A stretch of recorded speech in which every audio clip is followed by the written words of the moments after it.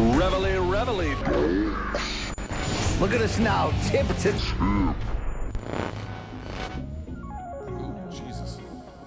Shout out to Morning Kombat. Do you want a margarita? Yes! My God! to us, doing what we love. It's time to bang. Oh, yeah, it's Friday. I know you ain't got shit to do. Get fired up. We're in your face hole. It's Morning Kombat, or at least part of it. Hey, we're back, and this Friday, what's today's date, sir? March something. But hey, one day out, March 7th, 2025. One day out from UFC 313. So welcome on in to not just MK Friday. How about UFC 313 pregame preview brought to you by Cuervo? Let's go. Brian Campbell at the controls right here. You know this man as the Iceman.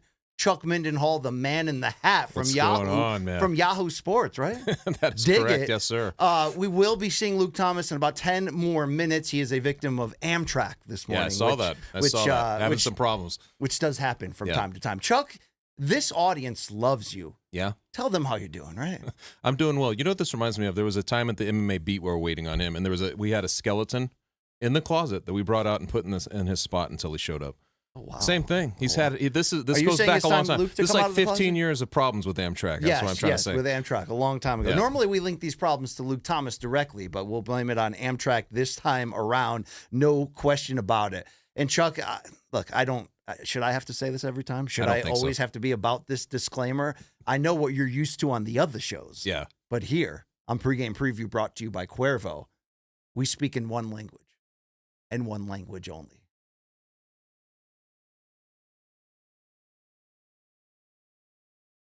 Real talk. Like men do. Okay. That's the most pregnant pause I've ever heard. So, it's not going to be, I'm sure it'll be a fun fight and both teams will win. No, let's bring it today. 10 seconds of dead air before that. I liked it. That was me I know what you're doing. You know what I mean? Yeah, all right. Well, Chuck, we might as well, if we're going to kick off the festivities one day out from UFC 313, which goes down, of course, T-Mobile Arena in Las Vegas. And boy, do we have a banger. Well, I just met her. So, sir, excuse me, there's an Arby's here of a main event for the light heavyweight title when Alex Pereira. How do you like them apples there? Defends that strap, looking for his fourth defense when he welcomes, maybe, just maybe, the final boss at the end of the video game, Magomed Ankalaev. Cannot wait for this. But, Chuck, we're going to act like men here. Okay. We're going to get down. Let's shout out to our friends over there at Cuervo. And today's show, of course, as you already know, is brought to you by Cuervo. And speaking of Cuervo, now is as good a time as ever to enjoy the tequila that invented tequila. So, Chuck, the Tradicional Tequila Blanco is our choice today. Okay. Let's get after it, all right? That's right. Let's see. What do we got here? Yeah, 11:19. It's 11:19 somewhere, right? Yes. Oh, right here, right now. Okay, I made the mistake last time of overfilling. I did like a double shot. Chuck, That's okay. That's just okay. say when, Chuck, okay? Keep going. 6 fingers. Come on now. No, I'm kidding. That's good. That's good. Thank you, sir. You got to promise not to stop when I say when. You know what I mean? She sang. I just want to say that we have not had shots before we started. No, we haven't. Shots have not been fired yet, but they will be. Chuck, okay. We normally do the Colombian sign of the cross, Pendejo, Abarijo, Escamlaf Incorporated. We're going to do it. So, Chuck, let's toast to divorced moms. Okay. Great MMA. Anything else? I think that covers it. That's pretty good. Let's hit it. Wow. So pretty smooth. That is a smooth drink. Smoother than MMA fighters on comedy stages. That was pretty smooth. That was pretty smooth right there. Chuck, as we look at this, as we take a 100-yard glance, is that even a thing at UFC 313? I've been the harsher critic of the matchmaking in recent cards and recent pay-per-views. The March pay-per-view in Vegas at some points has been almost a silent major at times, right? Yeah. Big-time fights. We love this main event. What about the depth of this card? Can you give it a letter grade as we enter this pay-per-view on Saturday? I think there's a pretty stiff fall off from the two main fights, and even the second, the co-main. We've seen the fight before. It was a very good fight. It was a very bloody affair. But we have seen it. I don't know how much the public was demanding that we see it again. It's always going to be compelling when it's Justin Gaethje, but there's a pretty precipitous drop off, I think, in terms of casual audience wanting to look at this. I think you got a couple of decent fights, including a good banger. With the Ruffy fight, I think that's the right curtain jerker. But this Are we calling that Hoofy? Hoofy? I don't know. I'm asking you. I don't know, man. Is it the King of Hio or not? You got to tell I me. went back and listened to the broadcast. It's Roofy. Roofy. Okay, so that voice you're hearing, by the way, yeah. our producer, director, and bong enthusiast, Long Island Luke Nocita of the Main Card Minute. You know that guy, right? I do know that guy. Yeah, Yes. Great guy. Have met him. So if I was to place a letter on the card as a whole, maybe a B-.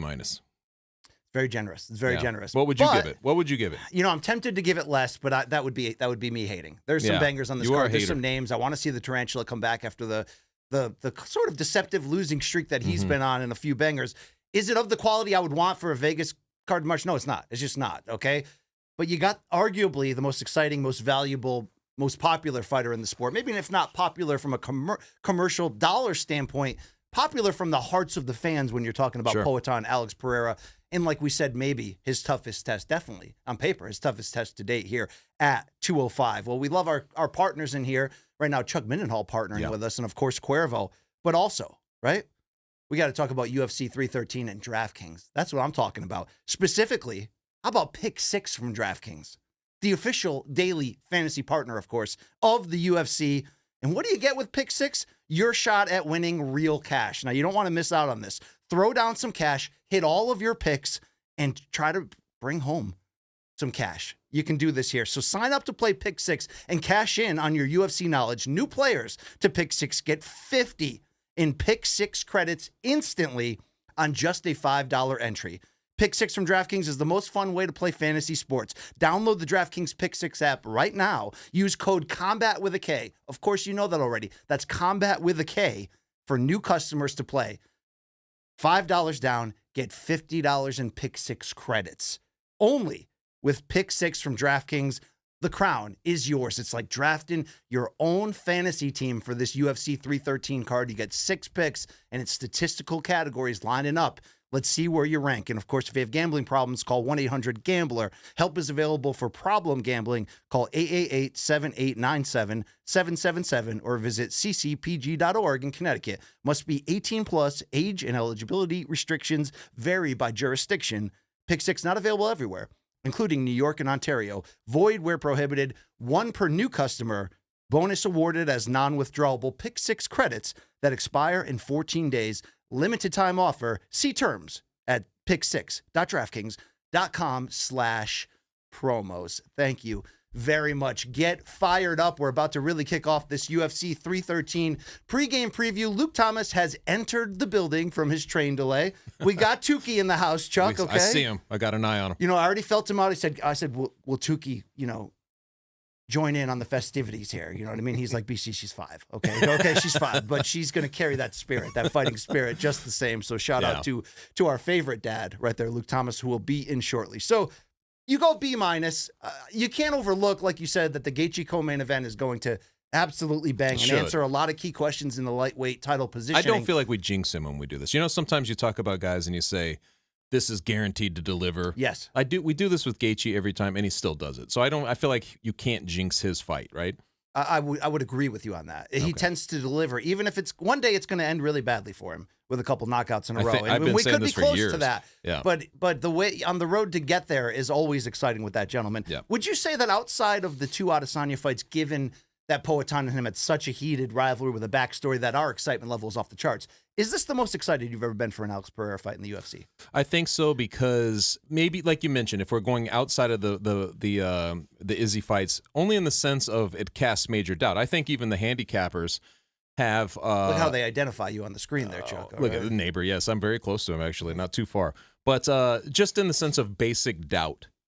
I think that they have the fight basically. It's a pick'em, right? Yes. At DraftKings, I think they have Poatan as like this. It's like minus 115 it's like minus, to minus 110. right. So it's just like a slight edge, and I agree with that. I think that that's basically the kind of fight it is, because we just don't know how this thing will play out. But I will say that given the 13-fight unbeaten streak that Ankalaev is on, and kind of his hands, as heavy as his hands are, and when he wants to wrestle, which isn't very often, really, and that's he's shown he can do this too. And that's such a key storyline. Is he the wrestler that people say he actually is? Has he shown that statistically in the UFC fights? And regardless of that answer, will he bring it out and polish it off and utilize it as a weapon against Poatan? Or only if he has to, because the criticism against him has often been that he only uses the wrestling late in fights after wearing down opponents, and that maybe he figured that strategy out against Blachowicz in their vacant title shot too late, right? Too late to save it from a scorecard standpoint. Right. And it certainly kind of killed any excitement that was going to happen in that fight. There's the big subtext of this is that originally Ankalaev was basically saying, like, don't worry about it. I'm not going to wrestle you. I'm going to stand in front of you and we're going to trade, which is absurd, right? You don't go against a sniping kickboxer with that kind of range and power just in a straight up fight. But you go back and you look at what Ankalaev has done in his last few fights, and I'm not saying that he needed to don the singlet and do all this stuff, but in his last 3 fights combined, 2 of them coming against Johnny Walker, and then in his last fight against Rakic, only 1 takedown attempt. The only one that he really went after it was Jan. Yes, where he went after it for 10 times, but he only got 2 of them. It's not like he's been killing it in the takedown. And he kind of game. waited until he chewed up Blahovich's legs to where it was like, true. It's interesting. I think the stats don't favor him. Is 31% takedown accuracy a good stat or a bad stat? I wouldn't think given where he's from, and his name is Magomed. And he is from Dagestan. And he is from Dagestan. given that information, I think that's on the low end. And he averages less than 1 successful takedown per fight. He likes to trade. 3 of his last 5 fights, he hasn't even attempted one. But has that been because the pressure that was put on him from the Blachowicz draw, with Dana White calling it boring? It felt like the whole MMA community put all the blame on Magomed and not Blachowicz, by the way. True. Maybe because Magomed was the one dragging him down and just sitting on him. He has responded. The knockout of Walker, he pushed for a KO the entire fight against Rakic. He did. So maybe that justifies the lack of wrestling, because he's trying to round out his game and look more exciting. I think that definitely plays into it. But I guess that is the fascination of this fight. It's like, if you're saying, how am I going to beat Poatan? What are you doing? What are you going to do? What's the one area that you're going to look at? You're going to say, like, well, I'm going to put him on his back and take away his offensive weapons. And I think that if he doesn't look to do some of that, if he doesn't like to at least splice it in early, it could be an early night. It could be quick. He could be out quickly. And I think that that's what, if he's going to play it smart, I think that that's got to be the game plan. Does it matter if we give Ankalaev all this respect on the ground when he's never submitted an opponent? His only loss, he was submitted. He's not known as having great takedown defense. That was a thrown fight, though. You're talking about the Paul Craig? Yeah, I'm pretty sure that was a thrown fight. Like, wait, thrown on the Houston Alexander Kimbo Slice level, or what? I mean, it was like in the last second. I think what he did was his UFC debut. This is just a theory. Okay, it's a funny theory. I'm like, what do I not know right now? You know what I mean? But last second, he gets Hail Mary, he gets submitted. I think he bet a bunch of money on the underdog in that fight and collected. Set him up a nice little nest. Is this the Cuervo talking? I mean, this is wild right now. But speaking of wild, we have a wild man, a decorated father, and as we mentioned off the top, a victim of Amtrak. His name is Luke Thomas. Luke, welcome to the show. We're not holding anything against you. In fact, we're holding the show up. We can't wait that you're here. Did you get a haircut? It looks. Put the camera on me. It looks $100. Put the camera on me. Put the camera on me. Can y'all see? You gotta put that up. Hey, Amtrak, lick my balls. Suck his pelotas. Okay. We do ask the most important question. Oh, Jesus, that's loud. How's Tux? She's out. She's out there. She's doing great. Yeah, she's doing great. She slept for most of the ride. Well, big portion of the ride up here, which is good because it was delayed an hour. Did you take her on the New York subway system? We did, which, by the way, I took the train, which we get off at our normal stop. All of a sudden, it just went past. Thank you, my friend. It just went past our normal stop, plus the one after that, plus the one after that, plus the one after that! At any point was she like, Dad, these weren't the trains you told me about from the Marines?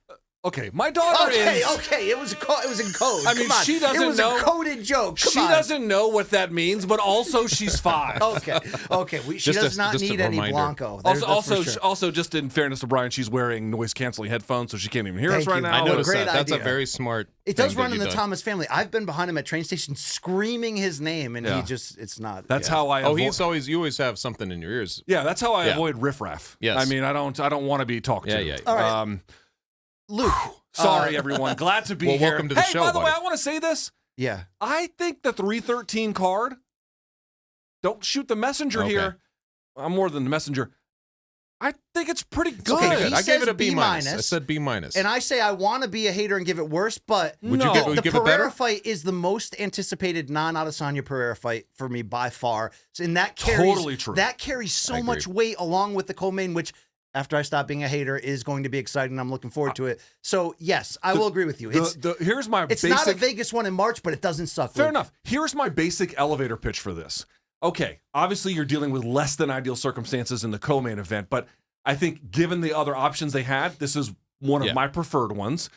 To your point, main event, unimpeachably good. Yes. The best Poatan fight, as you indicated, non-Izzy edition, and frankly, the toughest one. I mean, this is the most meaningful of his light heavyweight reign by far. And here's the issue I would say down the line. Do the matchups themselves have like that Conor Benn, Chris Eubank, I'm going to slap you in the face with an egg rivalry? No, it has none of that. But if you actually look at the matchup itself, they're pretty good. And also, prospect Josh Van versus Ray Cerullo Yes. That's a good on the fight. That is a good prelims. fight. I like gotta this tell you, optimism out of you. I B like minus, I think I'd go a little higher. I'd give Okay. a solid flat B. Okay. But that's pretty good. Well, That's pretty that good. is. And Luke, I did want to remind you that today's Morning Combat pregame preview, by the way, is brought to you by Cuervo. And Luke, I would say now, Our friends at Cuervo. Hell I would yeah. say Get now yourself is, some. You need some. is as good time as any to enjoy the tequila that invented tequila. Do you have some in that I would glass like some. right Now, there? which one are we having? We are having the Blanco. The Okay. Blanco is the fantastic. Blanco. Yes. In fact, I will go another shot of Arlene Blanco right here if you're interested. All right. I bet you would, you fucking creep. Okay. All right. Okay. Tiny ears behind those headphones over there. All right. She can't hear. She can't hear. Wow, I promise. that is a real talk like men do he's type of doing shot He's right doing there. it right. Oh you know? wow, this is great. It's had a rough morning. He is, but You know what I mean? but he's you've been Mr. Mom this whole week. Do you know how how are you doing? hard it is to comb a 5-year-old girl's hair for a week straight? I don't know that. I don't. And know she that. always asks me, "Hey, Dad, how come you can't do the same hairstyles as Mom?" Because I'm a dad. I've never dealt with Let it long out, hair man. in my life. Let it out. Let it out. Please. I gotta keep say though, going.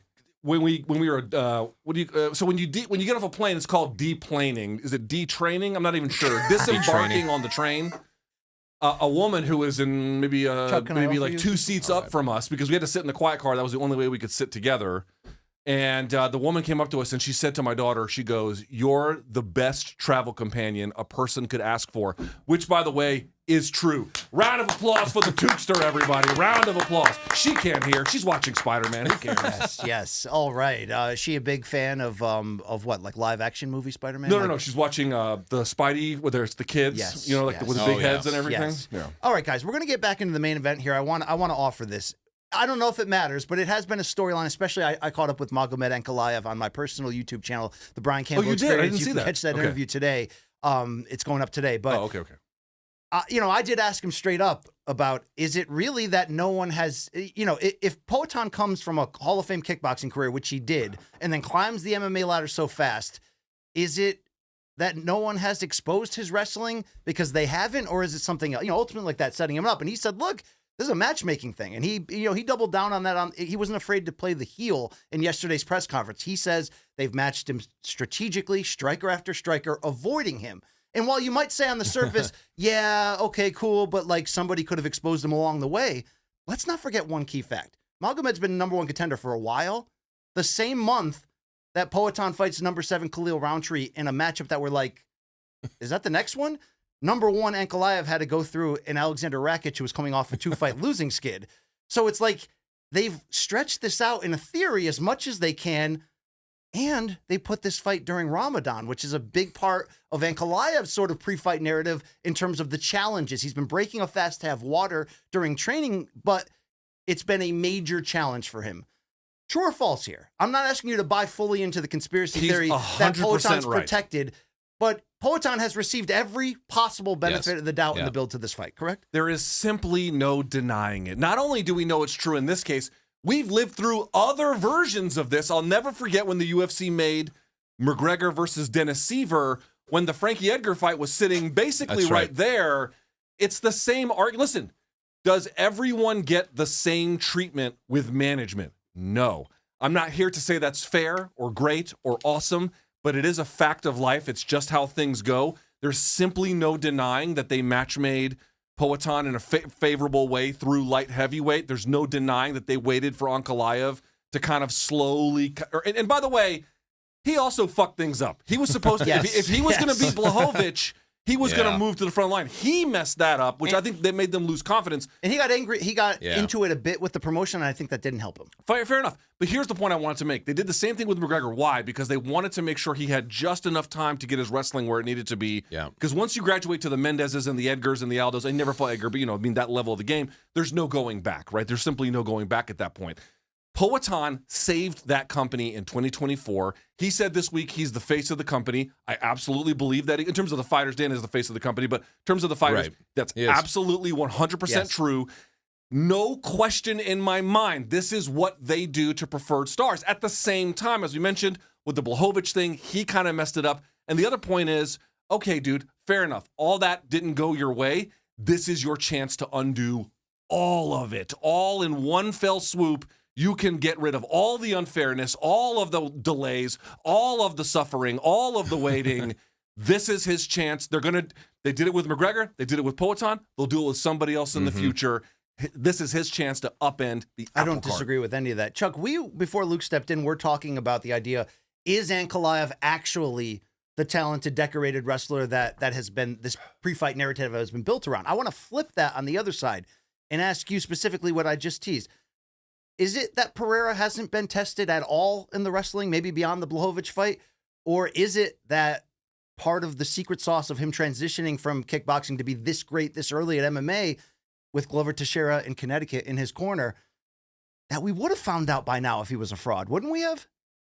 I think so, but like with the and I did the reverse thing you did. I spoke to the whole camp with Pereira and spent some time with them, and they mentioned, and this kind of echoes, I think, your point a little bit, that they wanted more time probably to train wrestling, and I think that Roundtree, that camp, they spent a ton of time training wrestling, thinking he may shoot, but I also think it was an eye towards what was going to be inevitable, which was this next fight. If they're taking anything for granted, it might have been Roundtree a little bit. It might have been like, let's just cram, let's just get together and start to work on the things that we know we're going to need for both of these fights.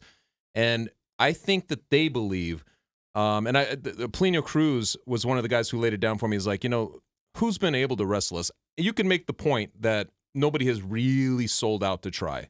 What do you give Jan? He kind of just bid time on the ground. They kind of do that MMA math thing where they're like, we beat Jan pretty handily. We beat Jan.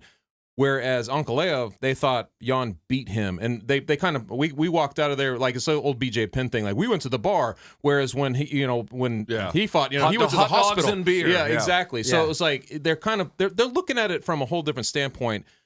Do I think that they're sleeping a little bit on the idea that he may get wrestled? And I was there for a couple of days at the camp. I thought so. I was like, it feels to me a little bit like they may be underestimating the wrestling. Look, let me go back into that idea of, is Ankalaev that wrestler? We can show enough stats to show you that he hasn't either needed to be or tried to be that wrestler in a while. But if he wants to, can he weaponize this? This is a central tension in this fight. Do you believe that he can weaponize the wrestling, not just take Poatan down, but weaponize it enough to win the fight based on that? Do I think he has the relevant and requisite skills to do it? Yes, I do.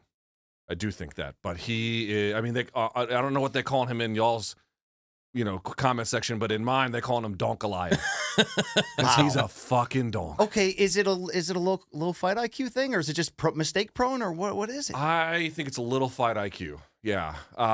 When you watch him with the relevant skills, is he some like lights out wrestler? No. Quick, we pointed out, like in the last 3 fights, he has 1 takedown attempt. Yeah, his last 3 fights, he doesn't really do it that often. Yeah, and again, taking down Paul Craig, who kind of wants to go down, is a little bit, right. It's not quite the same thing. Plus, also, like, is he a big 205-er? He's not, right? So, Ankalaev is, but not Craig. So, the issue is, can he get him down? What you have to think about is, I tend to think that what you're going to see from Poatan, if Ankalaev even gets it there, is maybe up against the fence, he'll be pretty good, Poatan, and then maybe, a single attempt to, get his hips down or whatever. It's the chain wrestling where I think he gets into trouble. Yeah. And I think that's where Izzy has gotten into trouble, too, when guys, like, put 1 or 2 or 3 of them behind. Yeah. Learning how to chain wrestle, guys who are good at it, they make it look like effortless, like, oh, it's just obvious. You just go there. No, it's very, very difficult to do. It just comes down to, like, dude, is Ankalaev the guy to pursue the fight in the smartest possible terms? I got to tell you, I don't have great confidence in that. Well, I think one of the biggest holes in his game is his calf strike defense. Like you can light him up to the legs on Dude, there. in the He doesn't Blachowicz check. fight, He doesn't check kicks. He was getting drilled for minute on end over multiple rounds, and I'm like, take him down! And by the time he did it, the fight was a little bit different at that point. But so much had been lost already, and then of course they ended up being a fucking draw. And he wasn't effective for the first bunch until later in the fight, right? Like so. But would you say calf strikes are like a real secret part of Poaton's offense, where he kind of puts you where he wants you to be to set you up for that finishing shot, right? 100%. That could be a central tension point here. Yes, I think that they believe that they'll be able to control the range that way. Like they'll be able to beat him up. I do worry, like you. I think the thing I was going to point out was what you just said. If it's a chain wrestling type of thing, does he just break at some point? Because that you're taking away then his offense.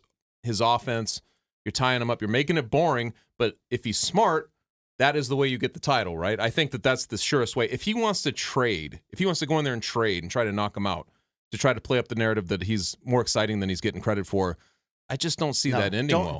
He needs to drop that subscription mentally. He needs to go back to any means necessary. Yeah. Imagine I said that Poatan was fighting Cormier, and you'd say, oh, well, Cormier's going to take him down because of the pedigree. But that's not what I mean. What I mean is one of his favorite setups was outside single, high crotch, and then he would pull someone out, and then he would trip the post leg, and then he would get him down and go. Yeah.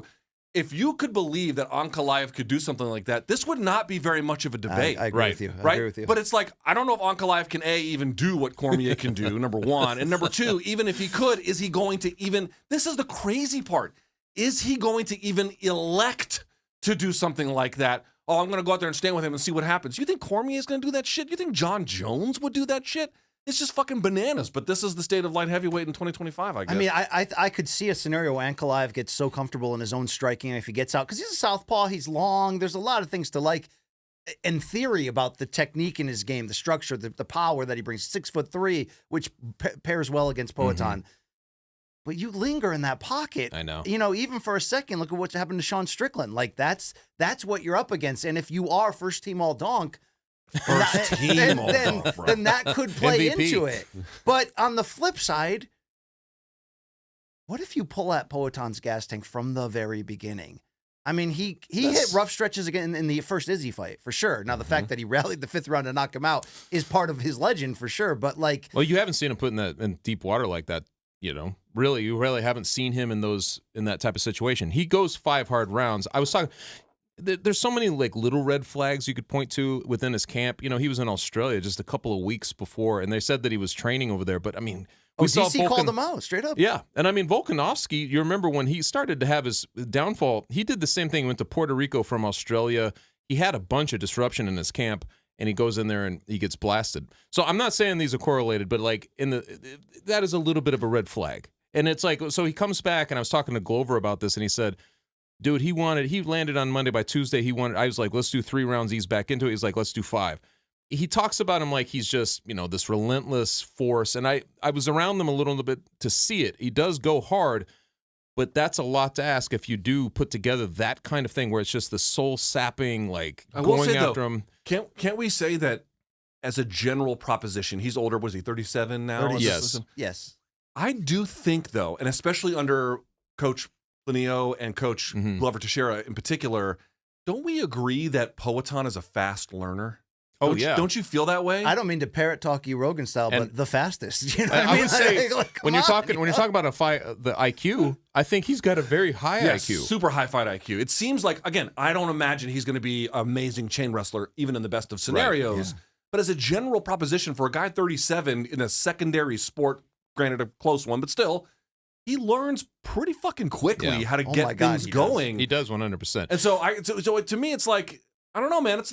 I think he's going to win this one. I really do. Poatan in UFC is 10-1 with 7 KOs. He's won 2 world titles, and he's defeated everyone. And he was faced. About to just melt. He's defeated everyone he's faced. Like, that's St. Pierre shit. I mean, St. Pierre had a longer run. Obviously, he got KO'd in that, but it didn't slow him down at all. But to the point you raised, did we see him struggle with Blachowicz positionally in certain cases? Yes. But the only time you ever saw him in like big trouble was when Izzy rung his bell in the first fight, couldn't capitalize, and then obviously closed the show in the second one. Yes. That's basically fucking it, dude. That's it. I mean, he was turning it on Izzy when he got clipped in that final sequence. Yes. Which is crazy, too. I mean, he was this close at pulling that one out. Didn't we used to say Bruno Silva, who fought 3 rounds against him, exposed him early on or challenged him in certain Certainly areas? challenged What happened him. in that fight in hindsight? Was it the wrestling? There was some wrestling involved in that, but in general, Bruno Silva, there was definitely some challenging of his wrestling, particularly along the fence line. Yeah. But in general, I just think you look at that Poatan and then you look at the one you get now. It's nice. It just, again, turns out fast learning, quick evolving. I feel like he's way different than that. Well, I mean, imagine if they fought today. Yeah. Would you have even the slightest doubt he's going to run that guy over? Like, no. Yeah. Yeah, well, especially after Weidman What blinded a him, to crazy. be fair, right? Is that just the craziest trajectory? Because I can remember when he was fighting Izzy, and it felt like he was just a kickboxer. And you'd be like, man, he may be a good matchup for Izzy. I remember having this conversation and being like, but the other top 4 guys in the top 5 would probably beat him. Just based on this information, Yes. like, oh, they would just take him down because there were a lot of dudes who are very stout wrestling and things like that. It's just changed. It's crazy. I would argue We that came it's up, more- because sorry to interrupt you, BC. We came up at a time when, I've talked about this before, I'm not here to rehash the point, but there was at light heavyweight, Tito wrestled in college, Rashad wrestled in college. Yeah, and then John 100%. And so the notion that a That's kickboxer true. would make his way over was fucking laughable. 'Cause it but never the game has happened, changed. you know? The game has changed. Best practices have gotten better. Guys can make guys like him can make the transition quicker, and there aren't as many That's what wrestlers. I'm as there saying. once were. Even though he hasn't faced a ton of wrestlers, if he was delinquent in that area, we would have seen it right now. So maybe we're not talking enough about how quickly he learns and what he can add on, because it seems to be there's like, there's always an anti or counter conspiratorial or whatever opinion on MMA Twitter. But now you start seeing people go, what if Poatan's been working so much on wrestling that he wants to take Ankalaev down? It's not like Ankalaev has this noted decorated submission game, even though he's got, the full wrestling and sambo background. Could we see that? I call it sambo. That's how you say it when I you're could see it. American. A little bit racist, Like- but that's okay. Oh, it is? Looks like Rambo, I don't think that's what Sambo means, but okay. Go ahead. I thought it I was can a see that martial happening. art. Can you Yes. see this happening? I could see that, like the element of surprise a little bit. We talked about this before. I could see this happening because he does have some guys in his camp. I mean, they were working it. I don't, obviously they work on everything within that camp. Well, now what are we saying here? Oh man, BC. I like that you'll derail me to show me what you can't miss it. It's great. Yeah. In an effort to play a little bit of the devil's advocate again, I think this is Poatan's fight to lose. I do believe that. But we should say there is one version of this fight where Ankalaev cruises. I don't think it is the likeliest version. Right. No. But when for example, in the first Johnny Walker fight, he fought like a fucking idiot. And then in the second Johnny Walker fight, and granted, Johnny Walker is a pretty far cry from Poatan. Right. I understand. I'm merely saying the way in which Ankalaev approached it, he just mowed him down in the second one. Like it was And nothing. he tried to do that it with was Rakic. impressive. Yes. He did try to do. He was He did. offensive front foot. And Rakic is big and Yes. strong. You gotta be I thought careful with Rakic probably fought one of his best fights too. So I mean, just given that, So there is one version where we're like, okay, Poatan can do this, Poatan can do this. There is a version of this fight where Ankalaev goes in there, I doubt he wins standing, but probably takes him down or roughs him up or drains him and then finishes him off later. I just want to verbalize that because we haven't really given it a lot of oxygen, and it's something you have to take seriously. I'm going to get intimate with this Cuervo Blanco, but I want I know she poured me like I a little want you wee guys to entertain this question. All right. Win or lose, is this the last fight at 205 for Alex Win or lose? Pereira? No, not win or lose. No, Because I actually would like to see him against Rakic, even though that's a 3-fight losing skid for that guy. So we got to. And Oldberg's got a big fight coming up too. I mean, that was a fight. If he beats Oldberg beats Blachowicz, you've got That would an be opening fun. for That'd be a fun it fight. just seems like here's the thing: if Poatan goes in there and just demolishes him, or at a bare minimum gets a really exciting finish, I mean, I just feel like the John Jones, Tom Aspinall gravitational pull will and they be know it. so fucking huge. But if he loses, they know it too. I mean, they know. Yeah, well, they know that he's 37. They know that you're cashing in right now on anything that's like big that can be out there. So if they got like a horizon, it looks very nice. If he's able to get through this fight, if he goes right through Ankalaev, I would be shocked if he didn't jump up there and take one of whatever the biggest fight he can get. Dude, I will tell you, what's amazing? Like when Conor came through, I remember at the time, we just take it for granted now. But when Conor came through, we were like, man, he's moving so fast. Everything's happening so fast. So fast how quickly he's building. That's true. But the truth is, if you look at guys like Poatan and McGregor, and now to an extent Ilia Topuria, it seems like the guys that have the best success in terms of like, I'm just going to keep moving the chains, it doesn't actually happen slowly. It happens fucking like this. Got to capitalize on it. And so they're part of that mold. Alexander Usyk, you think that I mean, who knows with the whole TKO thing? Well, Dana and has everything been going saying. on. I think that's bullshit. We will close It the could show be. with some talk about TKO boxing, but Dana has come out and specifically said, "I do not want any UFC fighters crossing over. That's MMA. This is boxing. We're going to keep it separate." Dana keeps his word. I will say that. So that's Yeah, but No, he does. He does. When he said Semtex would never fight here again, yes, he kept his fucking word. just in that one time. I yeah. think win or lose, he's going up because he's the break glass in case of emergency, and there may be an emergency soon because they don't look like they're getting that Bones versus Tom Aspinall fight done right now. And I heard Jones' manager talk to Ariel, and it seems like they're waiting on the UFC to raise that number to whatever they're. I'm doing the facts in my head, but getting to that number that they Who want. is John's manager these days? Kawas. Oh, is he back with them? It sounded like it, unless I misinterpreted. I've seen them It was with tough him. to. They had a falling out. Yeah, they In did, came for Richard sure. Schaefer, and Yes. then I don't know what happened. No, after Schaefer's that. with Canelo now. He showed up at Canelo's press he? conference yesterday, which is Wow. interesting. So what I'm really saying here is, if they can't get that, and now I don't know if that necessarily means then Jones gives up the title and says, "I'm done defending the title. That's not the lane I want." Poatan is the antidote for that, because whether you plug him in for the title against Aspinall, Yeah. whether you plug him in a one-off against John Jones and just God, either one of because- those would be huge. and I know we'll say, well, why, blah, blah, blah. No one would want that, or maybe, we want Jones to go through Aspinall, but maybe UFC is thinking if we can't get that and he's going to retire anyway, let's get the fight he actually wants. Could you imagine if Poatan defeats Ankalaev and then if he stopped John Jones at heavyweight and then that led him into the full title fight against Aspinall? He won't be McGregor. He won't supplant Jones necessarily as the GOAT, but what the hell would we do with him at that point? It'd be like, That'd be pretty major if he that'd be did like that. He'd be the unicorn of MMA. He would. He I already think you're is. right. Three belts. I mean, Well, then he'd be the Pegasus or something. Yeah. You know what I mean? Like, I'm not even sure He what would- you would call him at that Optimus Prime. point. Well, the Pegasus would be the unicorn with the wings, would it not? I mean, you're, That's the I don't really Pegasus. get into that weird stuff. Yeah, okay. I have a 5-year-old a girl. meteor. Oh, He'd sorry, be like a sorry, yes, meteor. yes. Pegasi are a big deal in my Yes, house. Okay. yes. I will say he would be the most unlikely thing we've ever seen in MMA. I mean, to come in from a glory kickboxing, so many fights in that, and then to come over here as kind of a B-side to Israel Adesanya and to end up a 3-belt champion. And Who said it? Who said it on our show? I think Luke said it. No, I think. he did. The smartest thing he's ever said. We're talking about. Oh yeah. I did What say are you that. talking about? It was I really did his say story. yes. This is the Poatan story. But that was, I And mean, Chuck, that was you a knew that was that a shit. legit. You knew I'm that pretty shit. sure Izzy heard that because he was saying like he kept using that story analogy too. But Yeah, I'm sure he did. yeah, but, sure. But at the same time, he got pays his. attention He got to you. his, I too. mean, he doesn't pay attention to me. But yeah. But I mean, if he did that, that's just such a. That would be one of the craziest things ever we've ever seen in It's this hard sport, to if not the craziest. That it's would. so insane. It's hard to actually contextualize. Yeah. It's hard to make sense Did of you- what that would be. Well, the Did you- durability is insane too, because I'll throw it to you after this.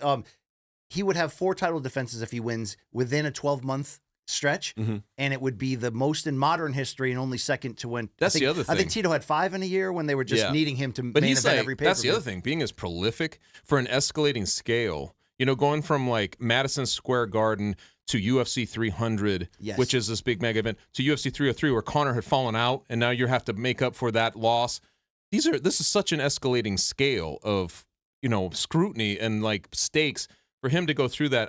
I think that's why people really love him. He doesn't really speak English. He just has this stoical stone face. Chama. He shows up, Chama, and he takes care of business. And people are like, dude, this is all I want from a fighter. There's nothing to worry about. He's funny when he's on his social media. There's Look, no because of the- racist rants, nothing like that. Because he's almost undefeated in the public eye for fans, and I Right always say now. that about you in the MMA space. The fans think just so? No, the fans there's- just love you. You're undefeated. He's more popular than you, though. I will say that. Not- but I not in wanted to say, Connecticut.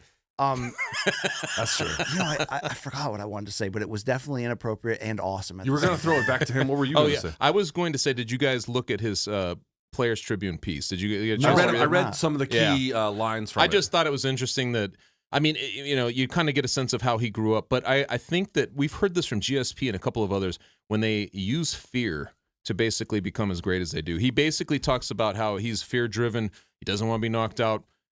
He's afraid of the dark, all these types of things. It was just really interesting because I think we haven't had major insight into him. Right. Through his whole run, but this, I think, in his own words, is definitely worth checking out that piece because it gives you like a little bit of a basis, and you'll only like him more because he's just of the things he's overcome in his life. Luke, I was going to ask you, considering we have headphones for children, whether you thought Poatan whispers "Shama" in the after he busted a nut. in the coidial proceedings, right? In the I got to tell you, I haven't thought about him busting nuts. I got to be totally honest about that. Let's talk about our predictions. Let's bust some nuts. He is on this driving some table. nice cars. I think he's getting whatever he wants out there in He Connecticut. very much is. Yeah. And even if Ankalaev won, I don't think it'd be a death blow to the promotion because Pereira, I think, is going up to heavyweight anyway, and you could do an immediate rematch because of the run that he's been Ankalaev, on. let's face it, is a very marketable fighter. Ankalaev. Let's hit it, Luke. Luke, I want to know what you think here. I've been back and forth, man. I've been back and forth. I get Pereira as the slight favorite between the two in this pick'em. I do get that ultimately overall. He could lose 4.5 rounds and end it. That's what he is. Where are you going with this? Give me Poatan unanimous decision. Wow, I like it. Wow. So that means he's going to spend time on his back. He might. I mean, I think. Listen, again, we're kind of shitting on Ankalaev a little bit, but like the reality is, again, this is why I kind of voiced it earlier. He does have well-rounded skills, and when he's not making fuckhead errors, he actually can execute really, really, really well, smoothly, dominantly. Dude, you have to take him seriously. I take him seriously. Yeah. Remember he front kicked that dude and dropped him? Dude, so I think, don't get me wrong, I think he can win rounds. I think he can get this fight dangerously close to, I think he can win, absolutely. It just seems, and also, here's the thing. He's a survivor. Like, he made a lot of errors in that Blachowicz fight, but he also hung on after getting battered, right? Is Tukes doing something? I think she may have tried to escape, but she may need you. Oh, okay. I got All right. timeout. Timeout on the floor. Whoa. Timeout. Let me go. Tukes is coming. Chuck, I did want to get your take here. Are you leaning in a certain direction at the end of the day? My esoteric thing that's happening. So I took Ankalaev originally in our staff picks at Yahoo, but the more I've seen the lead up, the more I've changed my mind. And it's not just I wanted that. to ask you about the It's press not conference. just that. Did that change anything in the press A conference? little bit, because that's where I meant by esoteric. It's almost like this guy who's made for big moments. He's out there with his chest out. He's got his, the whatever that rug thing he's wearing. Like, he just looks made for these moments. Whereas Ankalaev, you're like, we've seen guys shrink in these types of spotlights. When it comes down to it, we've been talking about the IQ. There is a little bit also of like this. What is this world I'm alighting into? Not to mention the whole Ramadan thing that's going on. I think if you play those X factors together, I think it's too much to overcome. I changed my mind. I'm going with Pereira. Wow. Yeah. We should probably have a quick Creed break. Creed? Right? Yeah. What's this life for? Yeah. I wish I could recognize it through your singing. I don't even. Yeah, Luke doing a great job over there as a dad. He's a good dad. Shout out to him in that regard. I'm leaning Poatan by knockout here. Okay. I am. I could see this. Now, Now, I think we're going to see early what the Ankalaev experience could look like with sustained takedowns and all that. But I think he's going to stay on the feet too long in the wrong spot and walk into the wrong situation. And Pereira, one of the greatest tricks Pereira has is he needs that much room and that much time, and the fight changes or ends like that. It doesn't matter who you are. Ankalaev, if he wins, what's his method? What's his most likely thing? Just given everything you know about him. Ground and pound? Dry hump. Ground and pound? All right. Yeah. I keep, when you kind of envision it, like if he's able to it would be a ground and pound ending, but you could see a scenario where they just get into it and he just, for whatever reason, lands that shot. It just wobbles. Because we've seen Pereira hurt before in the Izzy fight. Yes. You could see something like that. He gets hit with something, gets caught, and then he's on the ground trying to survive. Granted, both of those at 185. True. True. I think that I think if Ankalaev wins, if it goes to a decision, I think it probably favors Poatan actually. And then Poatan can get stoppage too. I'm simply saying, I don't know. There's a lot of you know what? I'll take that back. There's actually a lot of scenarios and ways this could go, but I think the likeliest of all the possibilities is Poatan decision. That's what. Okay. How good is Ankalaev kickboxing game to be a threat to knock out with a high kick? Not on that level? This guy, not that high. The thing actually I think about when I look at their kickboxing, as you talked about earlier, maybe you did, the leg kicks. Yeah. Everyone's like, oh, Poatan's left hook, the left hook. Yes. Motherfucker, his leg kicks, he's going to chew Ankalaev to pieces if the Ankalaev stands for any amount of time without some kind of answer. If you show up at the gym and you ask him to kick you as hard as you can, he'll do it. He's one of those guys. Yeah, I'm good on that, though. Yeah. Long Island Luke, could you read the odds one final time from DraftKings for this main event? Current odds -118 for Poatan, -102 for Magomed. All There we right. go. There we go. Fantastic main event. Cannot wait. Could go either way. Let's go to that co-main event. 10 days notice. Rafael Fiziev is back for round 2, only he's been idle for 18 months since injuring his knee against Mateusz Gamrot. He is riding a 2-fight losing skid, one because of the injury and one a majority decision loss to Gaethje when they fought 2 years ago. So, knee injury behind him. And a lot has changed, it seems, for Gaethje, who was knocked out face first in the final second of UFC 300. Because of that, Fiziev now a slight betting favorite. So, gentlemen, we were originally going to have Dan Hooker versus Justin Gaethje, which had probably a little bit more stakes for both guys in terms of lightweight title positioning. Which fight is better? Like, compare and contrast Fiziev Part 2 compared to what we were expecting from Hooker. I was into the Hooker thing only because he's been on a roll. And I think you're catching, I've said this before about Gaethje, though, including the first time he fought Fiziev, that he was probably in for that moment when you're like, uh-oh. We're waiting for that moment. We're waiting for that moment. We're still waiting. But we don't know if 300 was that moment or not. The truth is we don't know that. Yes. That happened so late in the fight. He was getting pieced up in that fight, although he said he thought he had a pretty good fight up until that point. So I don't know. But I think that the Hooker fight, to me, had more of a compelling nature in terms of what we don't know, or, you know, filling in those blanks. Whereas this one becomes compelling on a different level. It's an action fight. We know it, man. These guys, they were almost even in significant strikes, and they were. His face after that was just a mess. It was. But he was eye poked, and he told me when I talked to him this week on my channel that did play a part. It did play. It did play a major part, but I would expect it, to be honest, because both guys are cut from that cloth to basically be some version of that fight. I just don't know who comes out now. Does it change over to Fiziev this time? Does he have it in him to kind of outlast him through this battle of attrition? Did you say which fight you liked better, though? Of the two? Entertainment-wise? Entertainment-wise, it'd probably be, I mean, Hooker brings it. I don't know. It's just a Gaethje fight. I think both of them would be Gaethje versus everybody rules. So, Luke Thomas, the whole idea here of Gaethje, the whole surrounding is what we talked about. Is it past that point? He has said about his strategy change, that we remember when he became elite and him and Trevor Whitman were just slightly tweaking to be a little bit less reckless, more crafty. He got all the way to the interim title and 1 half strike away from putting Khabib in peril. Yeah. Thank you. I needed that validation on that. He said that the Holloway Holloway loss, Luke, was because he was being too patient, too calculated, and he now wants to return to the reckless caveman of old. How does that change the second fight if that's going to be true? I don't really fully believe that. I mean, I kind of partly believe that. But, like, you know, you go back and you watch. First of all, this fight's 3 rounds, not 5. Right. So Fiziev filling in on short notice is still a big deal, but not nearly as much as it would have been because it's only 3 rounds. So that's he was almost going to rematch Gamrot to open this year, but they ended up fell through or whatever. You know, Fiziev looked good in that fight for long stretches of it, but the reason why Gaethje was able to storm back was actually basics. It was a jab he just kept intercepting Fiziev with. And by the way, when they were face up, whenever, you know, the size comparison, Gaethje was actually much bigger than I thought he would be relative to Fiziev, which was kind of interesting. But you know, if he had gone caveman with Fiziev, I mean, maybe he would have won. But that's the opposite approach of what got him the win the first time. Yeah. So he might be just saying that shit in the media to deflect, or at a bare minimum, there might be moments where he leans into that, or certain contexts where he leans into that. But the reason he got as far as he did was because he cleaned everything up. He had that Poirier and Alvarez losses, back to back, and he was like, okay, I can't do this shit anymore. I've got to be smarter about it, and that's what elevated his game. The notion he's going to throw all that out, I mean, okay, I know he's in the twilight because of everything, and you know, 36, right? 36, and also coming off of a devastating knockout loss. But dude, like, when he is thinking through problems and he's just naturally who he is, that's the most devastating version that you get. I just don't buy that fully. Chuck, I really don't. Here's what I can't figure out. And tell me if I'm out of line for saying it this early in this segment. All right. I'm trying to figure out if we're going to get Fiziev by knockout or Fiziev by decision here. That's really what I'm trying to figure out. He's already slurring his words. I just want to point that out.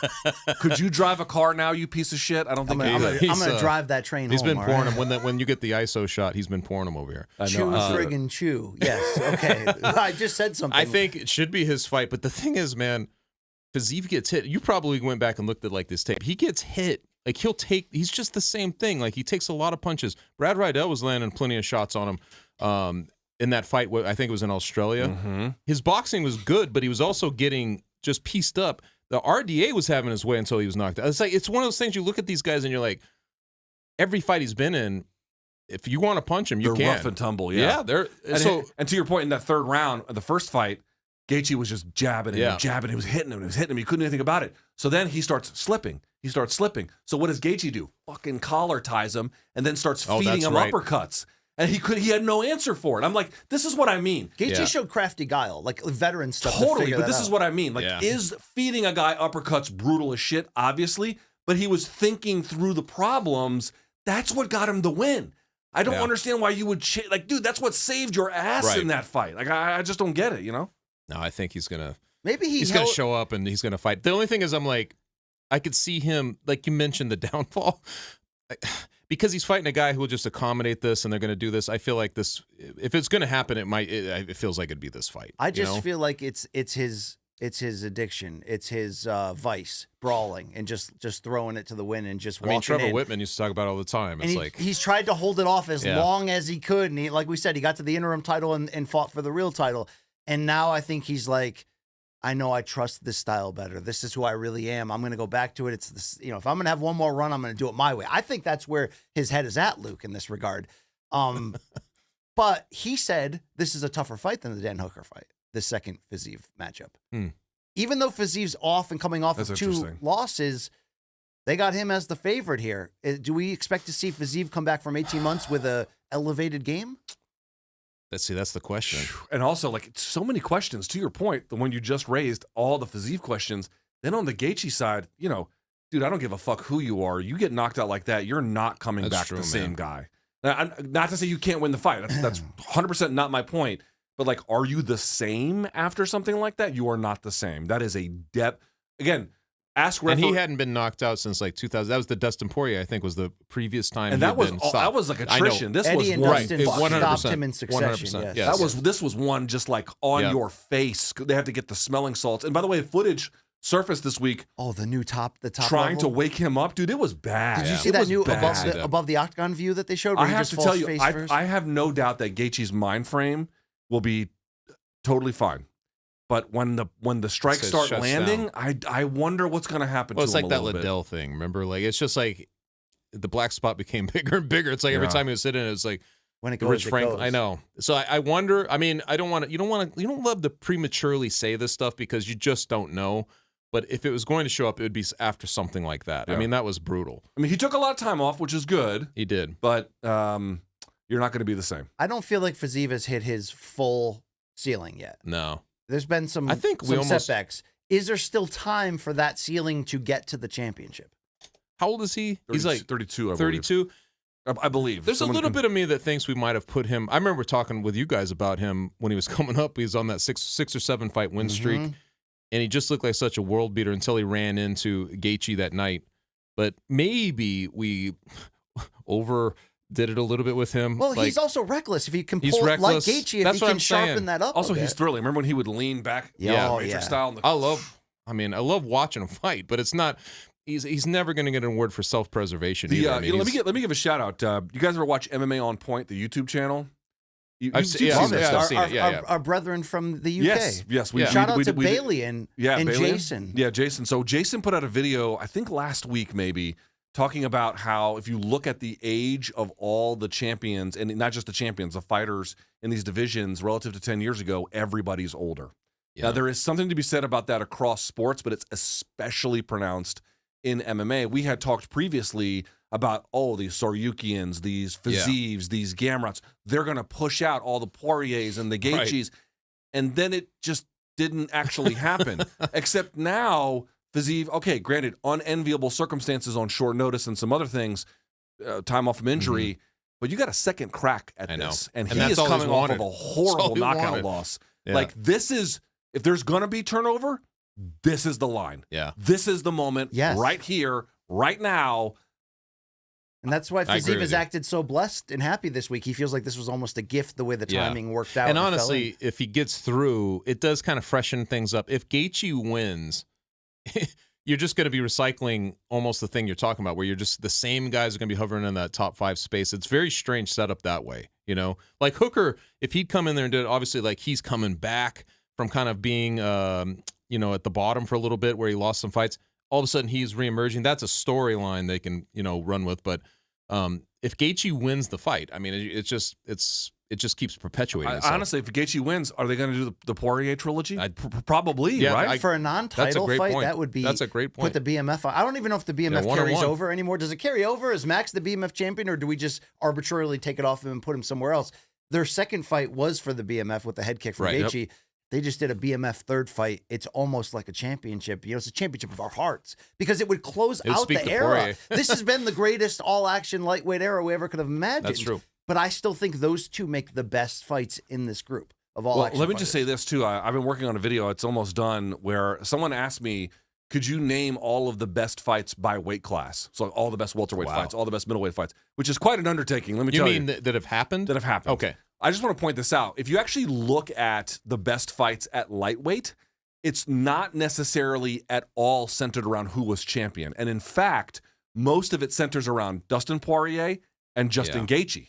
True. They actually Eddie have Alvarez. Alvarez is in there as well. I'm not saying it's only those guys. Right, I'm right. saying it's amazing. Going against one of those And guys. Chandler kept that streak going. Chandler's up there as well. But in either case, it's either a Bellator champion or two interim UFC lightweight champions. It's not actually the best guys at lightweight that have made the best fights in that weight class. They don't want wars. They was to that trying point. to That's what avoid I mean. Yeah, I mean GSP is not trying to fight like Right. Justin Gaethje, so you don't get necessarily from him the best welterweight fights. I just want to say something like, Justin Gaethje and Dustin Poirier, they have a very special relationship to the lightweight division for the history non-championship edition that they've created. It's true. Who has a quicker path to the title with a win between these two?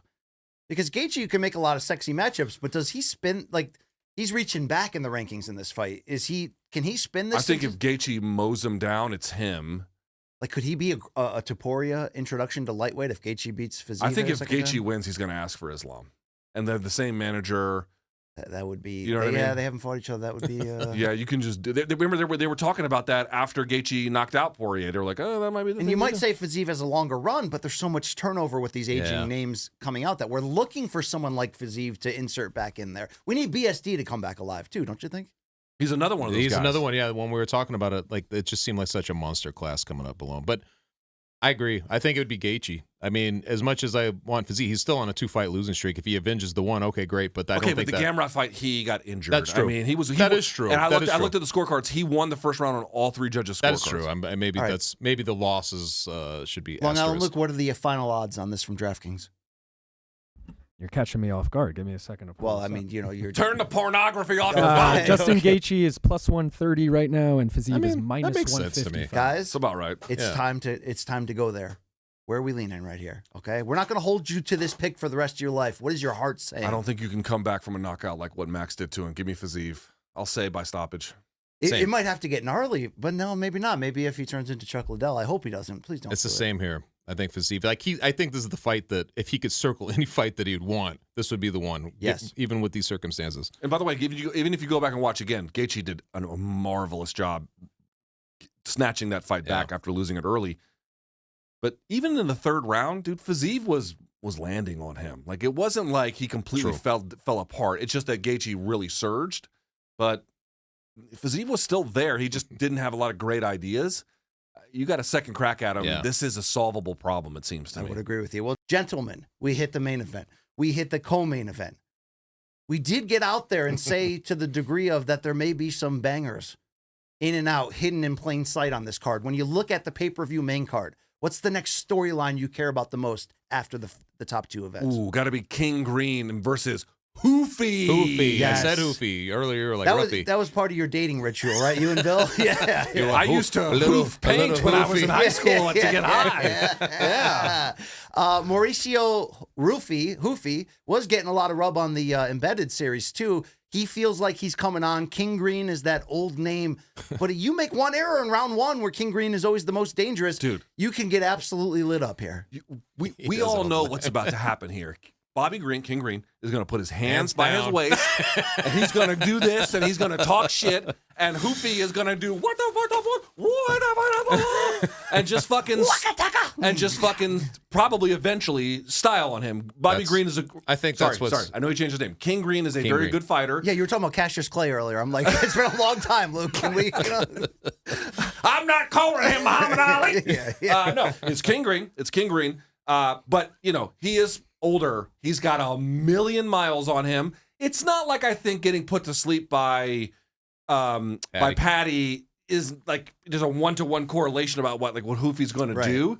But I just feel like, dude, they're setting Hoofy up totally are. for a guy who walks in there with his hands down. I still think King Green has one more of these KOs in him. I do feel like it. Did he get Grant Dawson? Was that what happened? He called it Grant Dawson. Yeah, believe he that's knocked right. Grant Dawson In the out first like round. That was 30. right. Look, But Grant's got a completely different game than Hoofy. That is true. Completely Well, different how game. good is Hoofy, Chuck? What have you noticed so far? I mean, he looks like a killer, man. What is it, like 4 finishes or something? Like 3? Fighting nerds, bro. I mean, team of Oh, 2024. he's fighting nerds as well? Yes, he is. Damn. Fighting Dude, they nerds. are- Fighting fucking nerds, Where's man. that gym? It's a total setup. He's 2-0 in the UFC, and only one was a finish. He did get a finish on Contender That's what I Series. said. Okay, but the one he didn't get a finish, he still styled, if memory serves. Dude, Yeah, They but it was have against savages Yams Lawn there. Top. I'm not saying Bobby Green's going to win here, but I don't think King. it's going to be as It's dominating as freaking you King guys are Green. saying. All But he right, had a- get it right. I can see a case where, dude, Bobby Green's a survivor too. But hold on, Dude, Long Island Bobby Luke, back Green. on the mic. Surely you can see the matchmaking here and what the matchmakers are thinking, Yeah, open right? your Yeah, eyes. of course, but from a betting perspective, I feel like okay. Bobby Green could steal this. Okay, yeah, fair enough. I don't You think talk that's about crazy. the miles, man.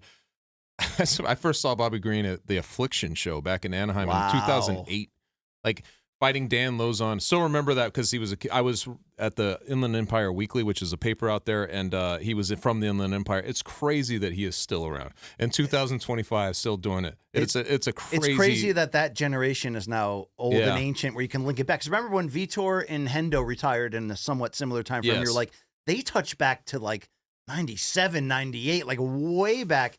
To still have guys around that touch I back to know. the Affliction days feels like He's generations kind of been have around. passed. He doesn't get. He's kind of unsung in that way. Like he's kind of been around. I think he was King of the Cage. Like he was all over the place. And dude, he had like I distinctly remember him fighting in Strikeforce. Yeah. Like I remember Strike all of Force, this very. yeah. In fact, when he came over to the UFC, I was like, oh, that's a Yeah, fun he's, little addition. You know, let's see how yeah. that goes. Here he is, all these many years later. All So right. if he does have one left in him, it's incredible. The story is incredible. But dude, now. can we also just say Jalen Turner, Ignacio Bahamondes, Yeah, it's Perfect is- transition. Dude, Same they're- division, lightweight Yeah. division. We got 2 fights on this card here. To me, this is such an interesting fight because they both are lanky strikers willing to go for it. To me, 2 things are different. One, Turner has fought better competition now that's been somewhat inconsistent. He should have beaten Moicano. He fucked that one up. That was a bit of a problem. Okay, and then the Green fight was obviously dominating, but it was like a weird, horrible finish. That's right. Jeez. Bahamondes is interesting because to me, he hasn't fought nearly as many good guys. And I don't think has the same kind of on-the-fly creativity and thinking through adjustment ability. Turner has the ability to read and then change. Whereas I feel like Ignacio is a little bit more just drive forward with what the game plan has and then kind of Yes. force it. Yeah. But Turner has been inconsistent a little But bit. I feel like if you can defend a losing streak of anybody, Jalen Turner's right now. He's lost 3 of his last 4. But the fight against Moicano, it looked like he actually had a knockout. He screwed should have up. won that one. And then yes. he gets taken out by TKO the next round. And then the 2 losses before that were split decisions, and they were all against good competition. And, more or and again, less. one of them was Gamrot, right? Right. Who was just going to wrestle So him. this Yeah. is top level competition. So he's a sneaky dog. Long Island Lou, could I get you to share the actual odds from DraftKings on this, please? Plus 105 for Jalen Turner, minus 125. Dude, I That hate is crazy. spiders and tarantulas in general, but I like plus money on this guy. Bahamondes has won 5 of his last 6. The only loss, a decision to Ludwig Klein, but he doesn't have those names per your earlier comment on the experience level. I think Jalen Turner looked like he was coming on, hit a legitimate skid where he had to reset, learn some things. But you can explain Not away. to mention, he kind of, I don't know if you've been paying attention to what he's been talking about this week, but No. just basically saying that he lost love of the game. He was talking to RJ Clifford and those guys, and he was just Love saying, RJ, yeah. he was saying that he just kind of just fell out of love with the game. And sometimes that happens, but you're always like, can you get that back? And if you can, I guess it's at a fairly young age. He's not that old. It's an interesting thing. He's a 6'3" dude with 78-inch reach. I mean, he should have advantages if he knows how to use that, that range and everything. But his mental space, I'm like, is he back? Like, does he kind of have that again? Because if you go back and watch some of his other fights, I felt like he was bringing a little more. I don't know. Maybe that was just in the hype of it, but it seemed like he was a hungrier fighter. Yeah, sometimes they go through the motions. Yeah. It's part of the maturity, right? He's only 29 still. I still feel like there's some big wins ahead should of him. be in his prime. Long Yeah. Island, look, where are you weighing in on this matchup?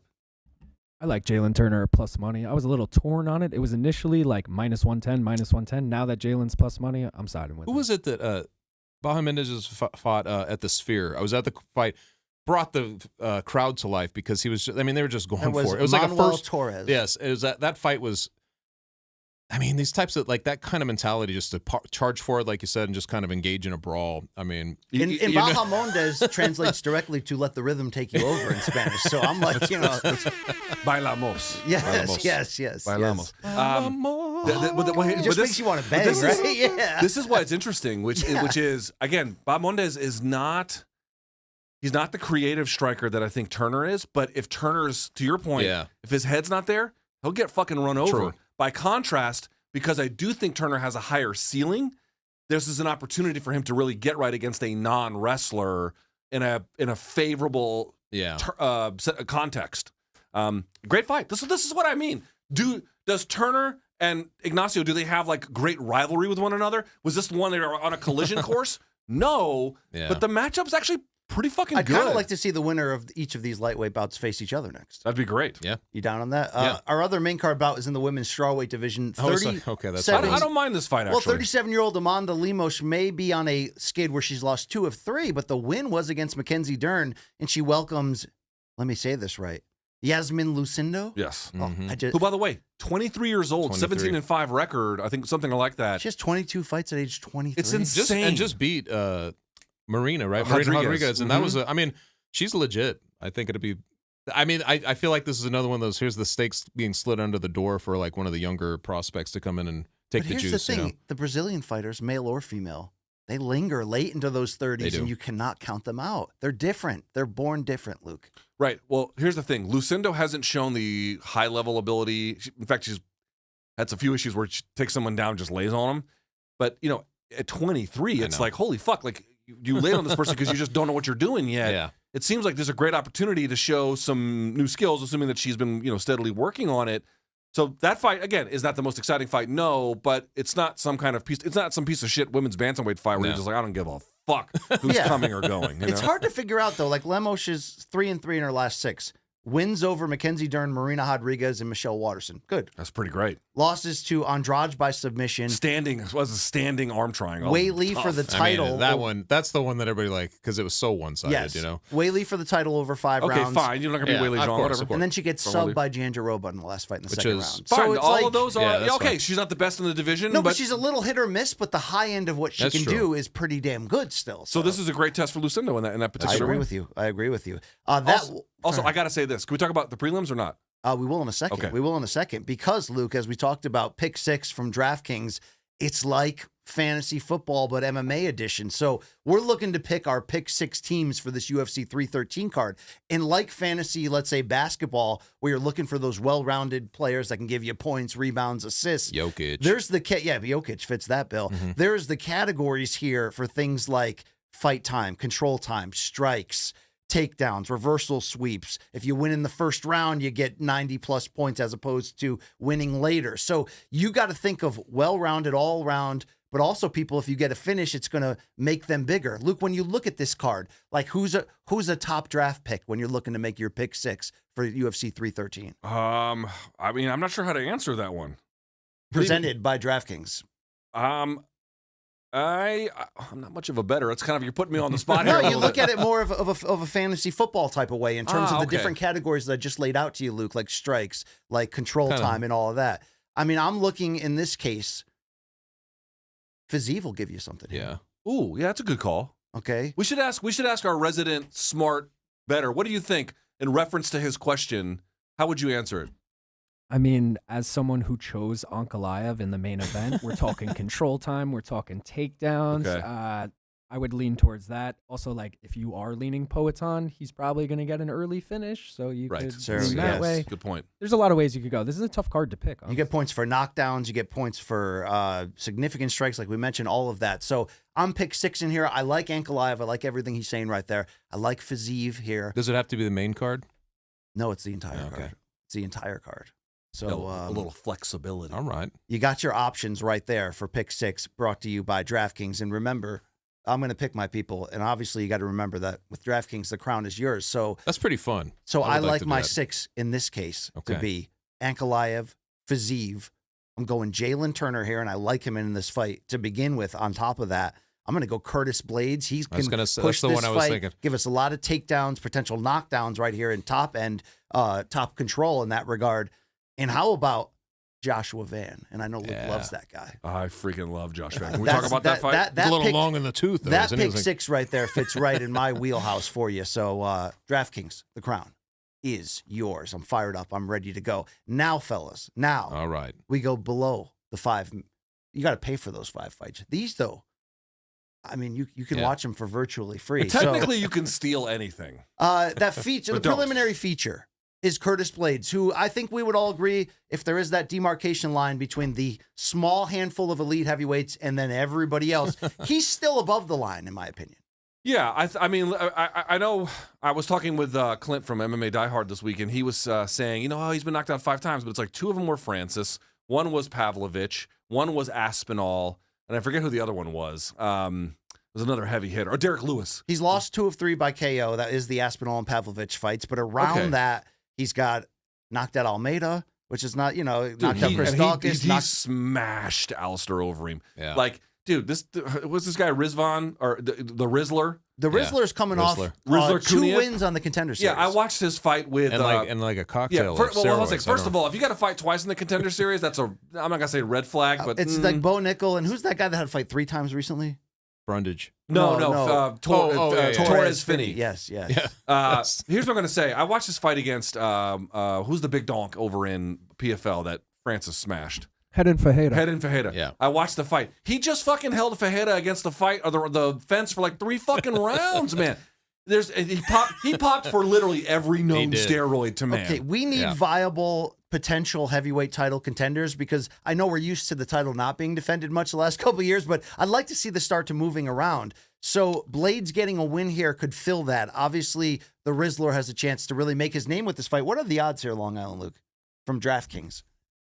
Last I looked, I think Blades was around -310. Kuniev around +250. I mean, the experience gap is massive here. Kuniev has a little bit of hands. He's a little bit quicker probably than Blades, but Blades has fought way better competition. And he's fought in such big, like I think 7 of his last 9. I was looking this up because for a guy to fall into the prelims coming off of a title shot, essentially, 7 of his 9 were like headlining bouts. Yeah. I mean, he's been in big fights. I think that he's got the huge experience factor. Is Curtis vulnerable? Sure. He should win this one. He should, and I think they're actually giving him the opportunity to get a win because like I'm saying, like what is the hierarchy in your eyes separating Jones and Aspinall? Gone number 1 in terms of probably the next best heavyweight. I think Blades beats Gone.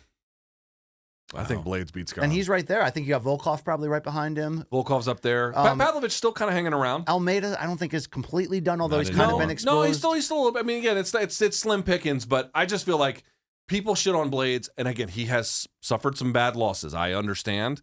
But when you just look at the tape on him, again, I go back to the Pavlovich fight. You watch the Pavlovich fight, he's landing on Pavlovich over and over again. But Pavlovich is just a big old Frankenstein motherfucker, and he didn't go down. And then, of course, Pavlovich hits him, and he goes down.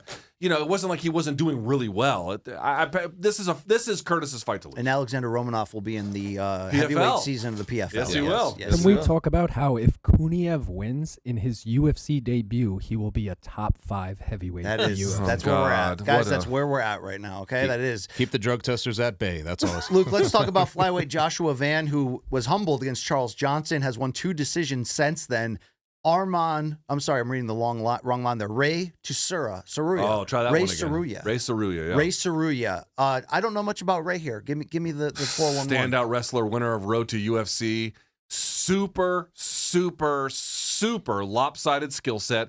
Has no hands whatsoever that we're aware of. But here's the thing. He can wrestle his ass off. Plus, he has insane grappling. And here's the thing. He will take risks with positions where he'll go for throws that you've never seen, into a trip, into a back take, into like all over the place with this kind of a thing. He's going to be all over a guy like Josh Van. Josh Van, by the way, if your striking averages in the 3 strikes landed per minute, that's about average for a UFC fighter. 4 is high, 5 is really high. Josh Van is at 9. Wow. 9. Wow. I said this on the intro. He fucking rains on you.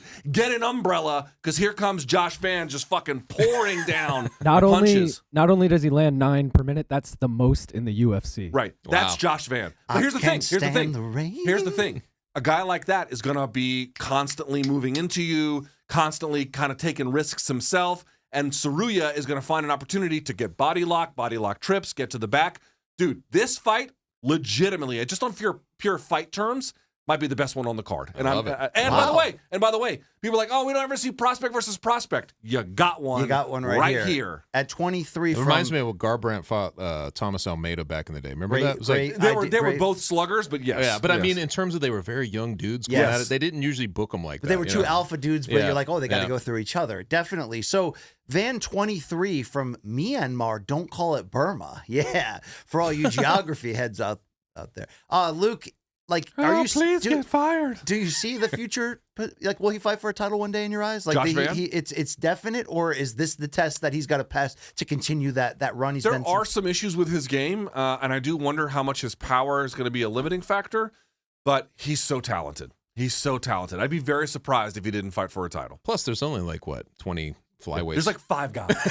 That's true. That is and they true. opened a there aren't burger too joint. many. Chuck, when you look at the middleweight matchup, Bruno Ferreira against Arman Petrosian, what comes to mind? You know, That's the fight right after that's done is when I tune in. That's what it. Oh, you're gonna wait for that one to finish? Yes, that one is just donk versus donk. I mean, who gives a shit? Petrosian's been stopped 2 in a row coming in. Granted, the last one was the bop. Yes, you know what I mean. yes. So okay, he got hit with a That's unique true. shot, but you know, What are we doing at welterweight with Carlos Leal and Alex Morono? Just banging, just giving guys fights. Okay, that's fine. No rivalry there. Yeah, they're just 2 donks. The early preliminary main event is in the featherweight division. Francis Marshall versus Now that one's interesting. Myron Santos. Myron Santos is the one that stopped. What was his name? Kofi. What was it? Con Awfully. Yeah, Con Awfully. Yeah. Where he hit him with the one shot. Super young, winner of the Ultimate Fighter season 32. Look at you. Marshall is originally Kurt Pellegrino's guy. Went down to ATT. Grant Dawson took him under his wing. Here's the thing: they match made Marshall tough. They match made him real tough. He had to fight Bulgarian earlier in his run and it didn't really go great. This is an interesting test of both guys. I think that Santos has the higher upside, Sure. a little bit quicker, obviously much better hands. But on the other case, you got a good, strong boxer, wrestler, American type kind of guy. It's just a great pairing. I'm with you. The same division at featherweight, we're going to get Chris Gutierrez against John Castaneda. Castaneda. I don't feel, Chuck, like you came here prepared to talk about this. No, I didn't. But Castaneda came off that Daniel Marcos loss, the Peruvian kid. Yes. And he got kind of bullied in that one. I feel like the leg kicking of Gutierrez is going to be a real big factor in it. you know when you say we're going to keep it like men or whatever at the beginning, like this is when we do, right? This is Because where the- you're yeah. like you're in the deep. I'm in the- I mean, Listen, at some point, men just check out. The curtain jerker is at middleweight. Jordan Ribeiro dos Santos Yeah, I mean, who gives a- versus who gives a Osman fuck? Diaz. Who Long gives a Island, Luke, fuck? you don't know about that fight. Don't act like you do. I do. Osman Diaz never hit an over 1.5 in his Yeah, career, or he's- maybe one. he's That fight not ends great. in the first round Yeah. or two. Jordan Santos. Jordan Santos, real meat and potatoes kind of game, but that might just be enough. There's going to be less people in the T-Mobile at that fight than at an Apex card. You know, it's gonna- Probably so. All right, what's going to win the fight of the night? Tsuruya, Josh Van. I just think it's a hard fight to top. Now, Fiziev Gaethje too. Turner Bahamondes. That's Oh, the, yeah, that's, yeah, that's yeah. the one I was going to say. Yeah. Maybe I the mean- main event too. You never know. Yeah. You never freaking You never know. You You never re- know. Good Lord. I mean, never you know. have potential for some really good fights. I hope it pans out. This is that what way. I mean. Solid B. Yeah. Solid B. That's what I used to say in college. I mean, you know, Solid B. a B cup can work, right? Okay. Yeah, right. Fuck you. Don't indulge him. Yeah. We It obviously. made Snyder giggle. I had to give it to Yes, you. it's hard to pop Snyder. Yes, right? Yeah, all right. We could have gone places with that joke if you were willing. You know what I mean? We're going to get into TKO No, boxing in just a second, but before we do, if you want to talk about MMA legends, are you talking about Anderson Spider Silva, BC? Yes, I am. Guys, Andre Ward of All the Smoke Fight sat down with MMA legend Anderson Silva for an intimate conversation on Silva's life, the art of fighting, and the business behind it all. Check out the full Art of Ward interview on the All the Smoke Fight YouTube channel. But here's a little appetizer for you. What is the fight that you never got How long is this clip? that you were supposed to get, 2 minutes. or that you wish you got, that the St. UFC Pierre? never saw? Oh, Roy Jones. In UFC, St. Pierre. I think me and George St. Pierre, GSP. yeah. Are you done fighting? No, come on, no, never. Really? No, never. No, God give me everything. And I train every day, of course. You still train every day? Yeah, I train every day. What discipline? I training physical training every day. Okay. 2 days a week I train jiu-jitsu, and the rest of the day I training boxing, and 1 day a week I train Muay Thai. So if you get a phone call, I'm ready. I'm ready. so you don't believe in retirement? No, I don't believe in. Of course, I have the different business. I work in my producing about movies. I have my schools, Muay Thai college. I have the Killer Bees with my partners. I have a Spider Kick brand. I have a lot of things. But my passion, my love is fight. And that's I keep ready. You know, That's crazy. it's crazy because I talk to my friends. They say, you know the special force and the army, that's the same. I'm ready. You know, I need one thing, just wear my opponent in the weight. Really? That's the point. You know, I So- train every day to this. So you still got your phone on just in case? Yes, exactly. Wow, some guys have careers. Other people have a life. There's a fighting life for This Anderson is Silva. what a juxtaposition. Did you guys cover him early on? Like, obviously you did, but he would talk about retirement all the time when he was in the thick of his career, like in the prime, when the 16-fight win streak. It's crazy Fight to forever, hear. dude. And he didn't speak English. This is like watching a whole Well, different did guy. you hear him? His development of English is It's seriously crazy. But I want to ask you about that. Not that I'm trying to relitigate Mackenzie Dern's speech history. That makes you very upset, and I'm sorry about that. You're just being racist. That's okay. I just wanted to say that he kept saying, I'm ready, like for a fight. Shouldn't he be saying, I'm heady? I'm heady? Eddie. Well, it's kind of funny. Do you guys remember when Nogueira fought Randy Couture and then he beats him and they put a microphone in his face? He's like, I gotta say, shouts to the legend, Handy. Andy. No forget Jesus, right? That's what I'm saying. Handy Couture. There it is. I met her in college. Yeah. Oh, man. Guys, our final segment here, brought to you, of course, by the fine folks at Cuervo. You can't have a pregame preview for UFC 313 without Cuervo, right? I mean, it just sets it off right? It really I sets mean, it off you know, right. when you're talking about Cuervo, you're talking about a good time is now to enjoy the tequila, that invented tequila. Our final segment is called Shots Fired.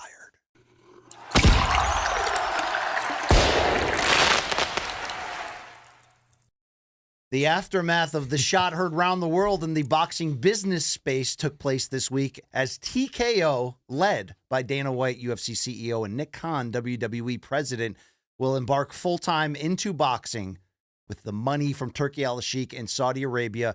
There's a debate here between whether it's a league or a promotion, but from what we've heard over a lot of Dana White interviews, once we got past those early, like, Endeavor friendly interviews where they don't ask anything about the Muhammad Ali act or anything like that. But the news on terms of you got to take it as big, guys. And when you're talking about shots fired, how about this on social media of these two behemoths getting together for better or for worse? And we can talk about that. But here's Dana White and Turkey Al-Sheikh putting that announcement forward. What's up, guys? We have just done a deal to start a new boxing league with Turkey, who absolutely loves the sport of boxing. I am very happy today. I give the flag of boxing to the best man who can handle it. He have a tough job now, but I am sure he will be delivering to the people and the fans the magnificent league and get boxing great again. The model is proven to deliver the fights that the fans want to see. The best will fight the best, and the fighters will continue to move up the rankings and become world champions. We will continue to make announcements on where you can watch and all the rest of the details on the business as we get closer to the launch. I'll see you soon. So, guys, it does like the whole distinction between promotion and league. They're going to use the UFC model, which is kind of your own league. They don't want the alphabet titles. They want to launch their own titles. Dan Raphael had a podcast guest of Dana White just yesterday and brought it up and said, hey, Dana, that is illegal. And Dana said, yeah, we got to work around the Muhammad Ali Act. We got a lot of things to figure out. So there's a lot of topics connected to this, but it seems to be two things at once. One, according to Mark Shapiro of TKO, they're going to put on 2 grand events per year over the next 2 years for Saudi, and the rumors seem to surround Canelo versus Crawford this September at Allegiant Stadium as the first one. And then 2 is this actual league with younger fighters coming in. Dana says he is open to any fighter joining, but this won't be a co-promotion. This will be just that. And Turkey and Dana on a separate video went as far as saying, this Turkey talking, that they will crush the competition together when they presumably kick off this league next year. but the competition are all the other Same promoters dudes they were just with. under the Riyadh Citizen banner. So there's a lot to get into here. There's supposed to be a quick reaction, but Luke, first and foremost, what do we make of this? It's monumental for sure. It's a major announcement. How quickly can they do it? Is their vision? Is it going to work? What do you got for me? I mean, there's so many different parts to it. I would just say, I think it's as a general proposition. We've been here watching Dana White build UFC for a long time. I certainly have issues in ways I don't see the world like him, but it's a little foolish to bet against him, I think, or at least to bet against what is possible. You got to keep Nick Khan and Ari Emanuel in that conversation too. Like, this is a superpower. These are not losers. These are guys that, again, I don't always like what they do, but they tend to get what they want out of things, and you kind of have to acknowledge that. Nevertheless, they do face some interesting hurdles. I don't know what's going to happen to the Ali Act. I don't know if they can repeal it or change it or amend it or do something to it. It's a federal law. You can't just overturn it with executive order. So that is a huge component of it. But I mean, just here's the thing. All those promoters, Queensberry, Golden Boy, Matchroom, sold their ass to give everything to Turkey to take big fat checks, and it looks like he's going to. And they called him His Highness, His Excellency. His Excellency. Which, by the way, you notice that Dana and never. That's what I'm saying. No, Dana calls him Sheikh Turkey, which is hilarious, but I don't get it. It's like it seems like an insult. But that's what I'm saying. Like, is he saying Sheik Turkey? Is that what he thinks he's saying? Sheik and Sheikh is just a different way to pronounce the thing. Okay. So I mean, there's still a title involved there, but he doesn't call him His Excellency. Right. I do notice that. But the point I'm trying to make here is you've got this is why antitrust is so important, because they let a giant corporation develop in a sister industry, and now they're going to leverage all of that power, not just for that industry, but for the next one as well. And now backed by, again, this is not quite true, but obviously it's fair to say that these are basically the richest people in the world, the Saudis themselves, and they want to take control. I mean, everyone wanted to treat this like some kind of avuncular. I'm just going to come in here and just hand out money, everyone. But that's only the beginning stage. They want to take control. To the point you raised about titles, about who they're going to get, I don't know. But I will say this, it is delicious to watch these guys who just had no compunction whatsoever about doing business with a religious, tyrannical government. Now it looks like the tables have turned. They has. Eddie Hearn talking about retirement. And now Eddie Hearn coming out and saying, like, they're wrong. I agree with Eddie Hearn, where he came out and said, look, it's fine that they're doing this. This could be a great thing for boxing. And Eddie even said, I don't even know if I'll be involved or not. It doesn't seem like you will be, Eddie, unless you bend the knee and join it there. Hey, Eddie, you're not gonna be. Eddie was like, let me tell you. Eddie brought up one thing. There's a narrative that Dana and Turkey are pushing with this, and it helped when they went on very friendly, airwaves like the Pat McAfee show or First Take, where they're not going to be grilled on some of these other things, where they're presenting it as if boxing is dead and broken and and irreparable, and they're the saviors coming in. But Dana's coming in with a strategy that is basically a boxing strategy that he brought to MMA to try to do things the old ways, and it worked because of the control he had. But he's coming in with this narrative that boxing sucks when boxing's coming off of some of its best years ever. I think Turkey has made an error here. And I think this is one of his first major errors that could be a turning point. And it's announcing this so early. And what I mean by that is this.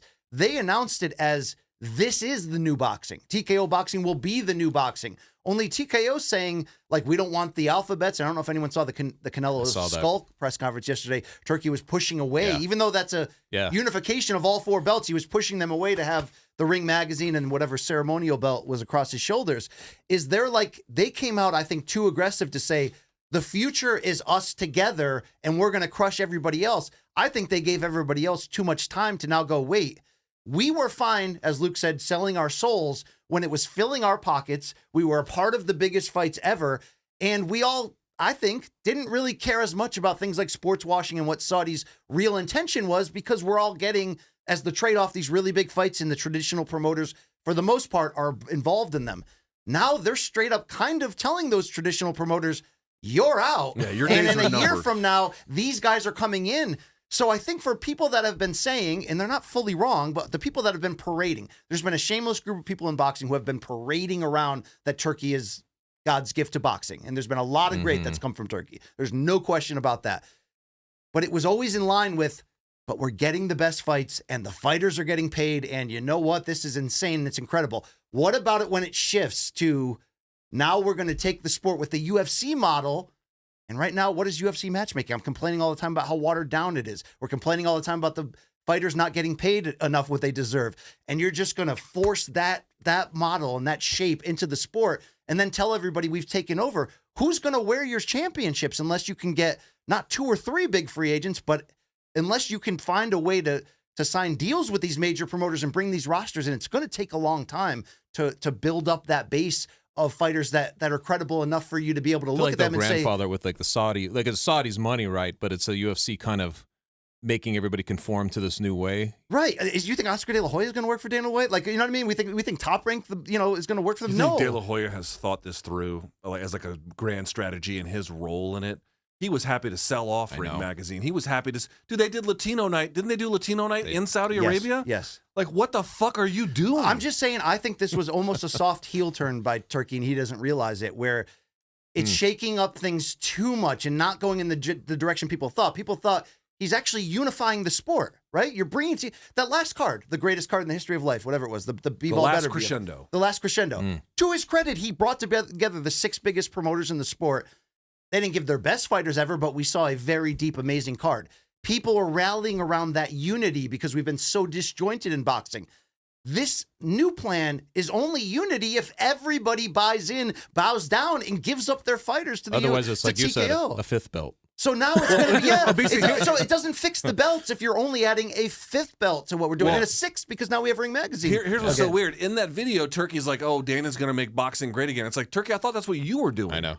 Like, you didn't. What have you been doing the last 2 So I think 3 years? anybody that looked at Turkey as boxing Santa Claus is now questioning, wait, he's not in it to give us the biggest fights ever, or is he's in it because... Wow, I can't believe the guy, the country that executes people for tweets all of a sudden wants to have control over the thing they're putting millions of dollars in. That sounds so unlike them. So even though when the news hit, I obviously had the same reaction of everybody is, oh my God, you have to take this seriously. Like, you have to take this seriously. These are the people that actually could pull it off, and the money from that side of the world is the money that can pay for it.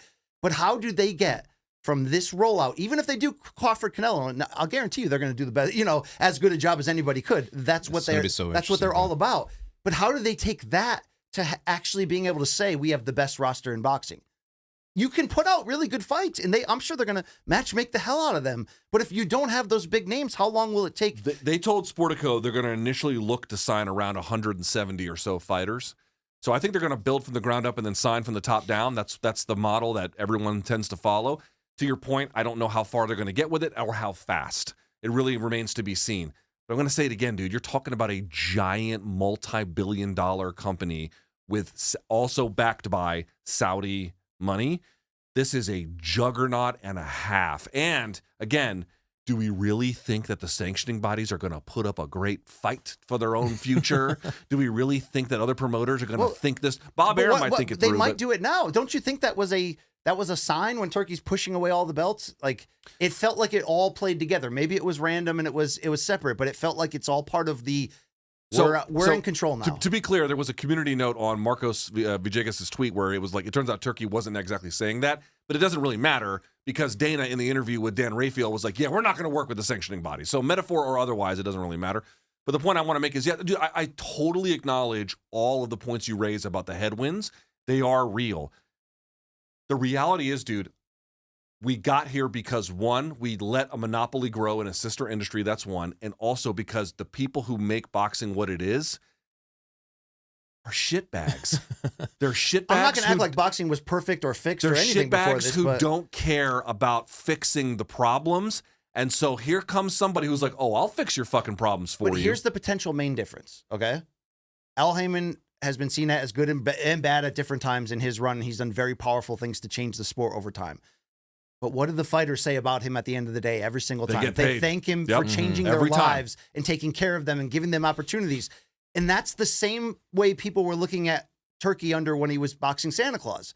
He is paying these fighters and flying out legends, making it feel like I love every part of that, the gala feel of it. It's not bad at all.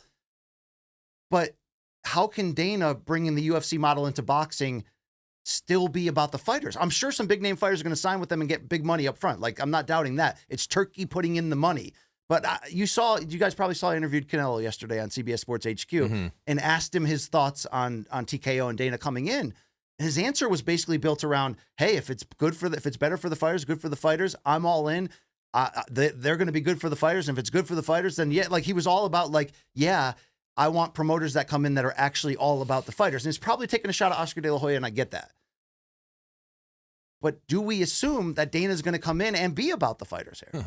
Well, if you look at the top 100 paid athletes of the last year on that list that came out, I think for Forbes, right? Like there were 6 boxers. The least one on that, the one that came in like 90 something was Inoue, who hasn't even fought in the United States in how many years? And there were 0 MMA names on there. And I think that's kind of the difference, isn't it? I don't think if you're following a certain model, even if it's not initially, especially if they're using the Saudi money and they're bringing in, like you said, from the top, they're getting certain guys. They're just gradually pushing it towards what that would become. So the days of that happening, of you having 6 boxers in that list, are probably limited if that's the way it goes, right? It's just so funny to me when people are like, oh, the UFC model really fixes things. I'm like, dude, the model is we just take the money and you don't.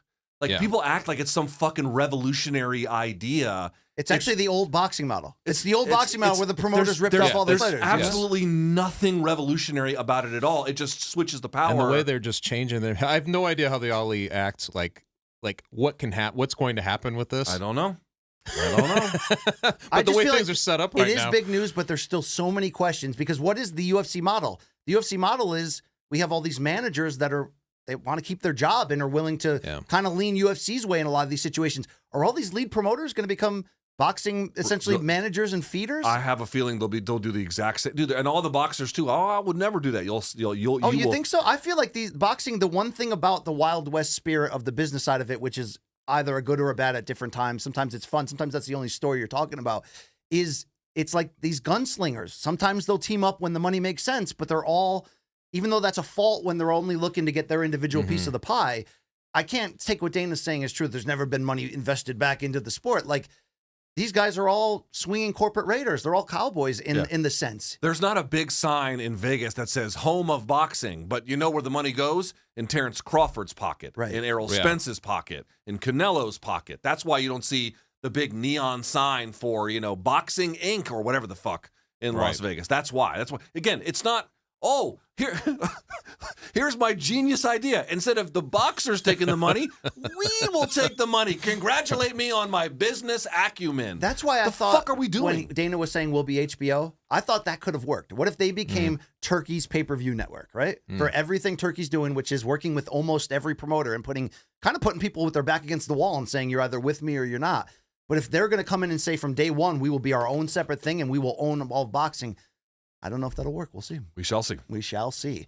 But want to thank our sponsor, Cuervo, and all of our sponsors, of course. Shout out to DraftKings and all of that. If you're watching us right now on the DraftKings Network, this has been UFC 313 Pregame Preview. And Chuck Mindenhall, always a pleasure when you can thank you guys slide in with us. Let me interrupt you a lot and just, No, you've gotten really good about that. You barely. You do. You don't. You don't really. I mean, I still do it to this guy, but, it's a passionate verbal sparring war that we've got going on. Chuck, do you want to tell anybody anything about your life, your prostate history? Like, what do you got going on? No, they don't want to hear about that. I'm over at Uncrowned. That's where my byline is, and that's about it. Is that true, what they're saying about you on the screen? I do have relatives in Kentucky. Yeah. I will say that. Yes. Luke Thomas, you've been a great dad today. I'm trying, motherfucker. I'm trying. I don't know if I deserve that, to be fair. All right. Long Island Luke of the Main Card Minute. This weekend, can the fans get a lot of you? Yes. Full card watch along, 6:30 p.m. Join in. Thank you. All right. The Luke Thomas Network also offering companion coverage? I'm not so sure yet because I have friends coming in from out of town, so I got to figure that part out. If I don't have one Saturday, I'll have one Sunday. Do they speak Spanish? Yes, all of them. That's wonderful. Do you want to plug your ex? My ex? Ooh, no, your ex. Your Twitter. Your Twitter. Okay, let's get it. Your Twitter. Your ex. Man, fuck Twitter. Fuck Twitter. Do you want to plug your Blue Sky? Yeah, follow me on Blue Sky. The Third Reich is not in my mentions there. Chuck, real quick, Chuck, any thoughts on that new TV deal for Power Slap on YouTube? Can we close the show? It's a V-Chain sponsor, okay? All right. For Luke Thomas and the great Chuck Mindenhall and our fantastic staff, I'm BC. We hope you have enjoyed this. We'll see you next time. Oh, fuck me. Sorry.